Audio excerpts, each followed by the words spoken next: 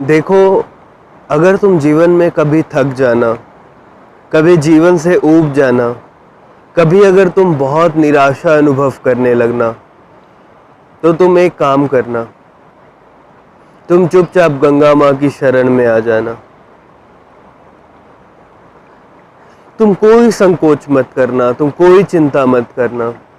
अगर एक बार तुम गंगा माँ की शरण में आ गए, अगर एक बार तुम इन प्रकृति के गोद में आ गए, तो सच मानो, ये तुम्हें जो तुम्हारा दुख था, जो तुम्हारी चिंताएं थी, जो तुम्हारा निराशा था, वो उसे शक्ति में बदलना शुरू कर देगी।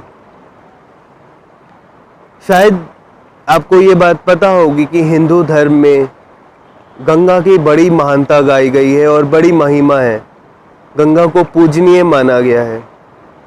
गंगा को पूजनीय सिर्फ इसलिए नहीं माना गया कि इसे सिर्फ एक प्रथा है। इसे पूजनीय इसलिए माना गया क्योंकि ये बहुत सारी शक्तियों से भरी हुई है।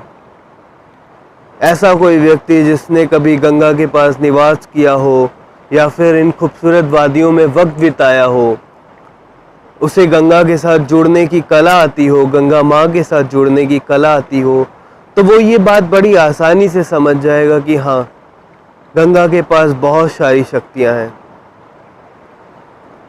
देखो, इस दुनिया का नज़रिया ना थोड़ा बदल सा गया है। आज जब कोई व्यक्ति दुखी होता है, आज कोई व्यक्ति निराश होता है, आज कोई व्यक्ति हताश होता है, तो या तो वो नशे के चंगुल में चला जाता है या फिर वो किसी गुरु को खोजने लगता है। वो किसी गुरु के पास जाता है, गुरु के चरणों में गिर जाता है और ये उम्मीद करता है कि कोई व्यक्ति उसे कुछ कहकर या उसे कुछ करवा कर उसे उस निराशा से बाहर निकाल सकता है, उसके दुखों का निवारण कर सकता है। पर यह कभी भी संभव नहीं है। मैं जब वापस लौट कर आया ऋषिकेश अपनी गंगा माँ के पास, तो पता नहीं क्यों कुछ ही दिन में जैसे सब कुछ बदल गया। कुछ ही दिन में वो पुरानी बात वापस से आने लगी। अब फिर से जैसे मैं नाचने लगा हूँ। मैंने कुछ भी नहीं किया, मैंने बस इनके साथ वक्त बिताया। मेरा और इनका रिश्ता हालांकि पुराना है, मैं काफ़ी वक्त इनके साथ बिता चुका हूँ, मगर अचानक कुछ जीवन में परिवर्तन आया और मैं अपनी माँ से दूर हो गया। पर दोबारा आकर सिर्फ कुछ ही दिनों में वो जीवंतता वापस आ गई है और मैं ये महसूस कर सकता हूँ कि अगर इस दुनिया में, मैं ये पूरे गर्व के साथ कह सकता हूँ, मैं ये पूरे विश्वास के साथ कह सकता हूँ, अगर इस पूरी दुनिया में अगर कोई सबसे बड़ा गुरु है तो वो गंगा माँ ही है। इनसे बड़ा गुरु ढूंढना शायद ही किसी व्यक्ति के लिए संभव ही नहीं है। कोई भी व्यक्ति इस गंगा माँ की, इस प्रकृति की, इस दिव्यता की तुलना नहीं कर सकता।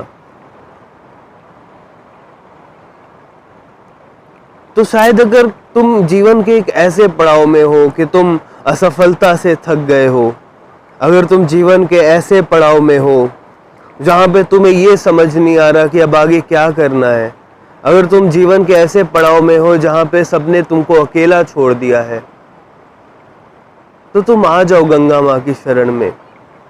और याद रखो कि यूं तो देखो, लाखों लोग आते हैं गंगा माँ के पास, लाखों लोग रोज दर्शन करते हैं, मगर याद रखना कि गंगा माँ से रिश्ता सिर्फ दर्शन करने से नहीं जुड़ता है। जैसे तुम समझो, एक पात्र होता है ना, एक बर्तन लेना और उसे उल्टा कर देना और उसमें पानी भरने की कोशिश करना, देखना उसमें कभी भी पानी नहीं भरेगा। और फिर जब तुम उसे सीधा करोगे, जब वो पात्र बन जाएगा, तो उसमें पानी भर जाएगा। तो याद रखो कि कोई भी चीज़ तुम्हें तब भरती है जब तुम पात्र बन जाते हो। अगर तुम एक सही पात्र की तरह, अगर तुम एक सही श्रद्धालु की तरह, अगर तुम्हें उन विधियों का पता है कि किस तरह से गंगा माँ से कनेक्ट करना है, तो वाकई सिर्फ कुछ ही दिनों में ये तुम्हारे जीवन को बदल देंगी। तुम्हारे जीवन की बड़ी से बड़ी समस्याओं का तुम्हें यहाँ से हल मिल जाएगा। अगर तुम यहाँ जीरो बनकर आए थे तो फिर से हीरो बनकर जाओगे। तो बस मेरी एक बात मानो,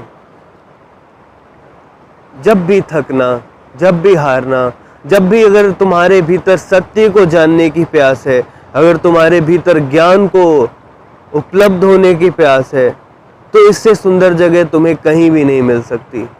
इससे सुंदर, इससे दिव्य, इससे शक्तियों से भरी हुई जगह शायद इस दुनिया में खोजना नामुमकिन है।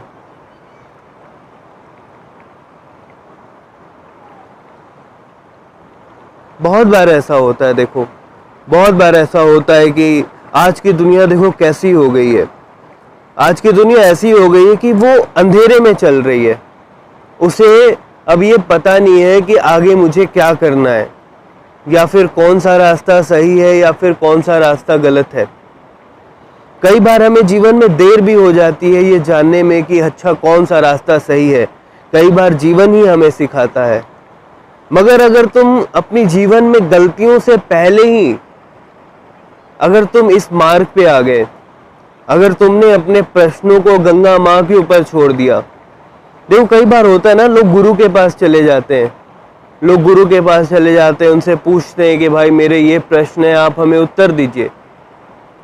मगर कोई व्यक्ति तुम्हें वो उत्तर नहीं दे सकता जो तुम्हारे भविष्य के लिए सही है। कोई व्यक्ति तुम्हें समझ दे सकता है। मेरे उत्तर का मतलब है रास्ता। अगर तुम वाकई में गंगा माँ से जुड़ने की कला को सीख जाओ, अगर तुम वाकई में उनसे उस कम्युनिकेशन को स्थापित करने की कला को सीख जाओ, तुम बस करके देखो। ये तुम करके देखो, तुम शरण में आके देखो, तुम अपने जीवन के सपनों को गंगा माँ पे छोड़ कर देखो, ये तुम्हारा साथ जरूर देंगी। हमने बहुत गुरु देखे, उनमें से कोई आसाराम बन गए तो कोई राम रहीम बन गए, क्योंकि हम सब ने कहीं ना कहीं एक पूर्ण जीवन का अस्वीकार किया है। किसी ने प्रेम का अस्वीकार किया है तो किसी ने सेक्स का अस्वीकार किया है। बहुत सारी चीज़ों से हमने चीज़ों का अस्वीकार किया है। मगर तुम्हें वास्तविक धर्म क्या है, अगर तुम्हें ये जानना हो, अगर तुम्हें वास्तविक धर्म को जीना हो, तो इस भारत में ऐसी ऐसी जगहें उपलब्ध हैं जहां पे तुम कुछ ना करके अगर तुम सिर्फ बैठ जाओ, और अगर तुम्हें वो सारी क्रियाएं पता है तो और भी क्या कहना। अगर तुम उनके साथ वक्त बिताओ तो कुछ ही दिनों में तुम्हारे भीतर की जो दिव्य शक्तियां हैं वो जागृत होने लगती हैं। और एक बात हमेशा याद रखना कि धर्म जो है वो सिर्फ वैराग्य का ही मार्ग नहीं है कि किसी व्यक्ति को विरक्ति हो गई या किसी व्यक्ति को अब संसार में कोई रस नहीं रहा, सिर्फ वही धर्म के मार्ग पे आएगा या फिर सिर्फ वही गंगा माँ की शरण में आएगा। नहीं, ऐसा बिल्कुल भी नहीं है। ऐसा व्यक्ति जिसे जीवन में चाहे सब कुछ चाहिए हो। ज्ञान का अर्थ ही ये होता है। लोग कहते हैं ना कि धर्म के मार्ग पर चलकर ज्ञान होता है, धर्म के मार्ग पर चलकर शक्ति मिलती है।